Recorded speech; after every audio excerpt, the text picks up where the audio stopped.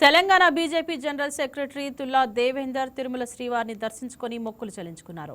ఉదయం VIP break విరామ సమయంలో స్వామివారిని దర్శించుకున్నారు.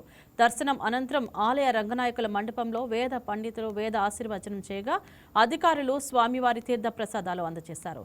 దేశ ప్రజలు సుఖ సంతోషాలతో ఉండాలని స్వామివారిని ప్రార్థించారని ఆయన తెలిపారు.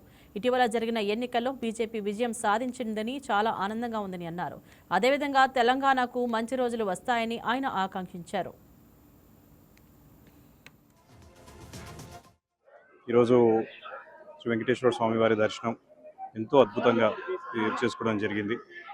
ముఖ్యంగా అటు దేశమంతా కూడా నిన్న వచ్చినటువంటి రిజల్ట్స్ వల్ల అందరికీ కూడా భారతీయ జనతా పార్టీకి వచ్చినటువంటి దాని గురించి కంగ్రాచులేషన్స్ చెప్తూ దేశమంతటా కూడా అందరూ కూడా సుఖ సంతోషాలతో ఉండాలని చెప్పి స్వామివారిని వేడుకోవడం జరిగింది.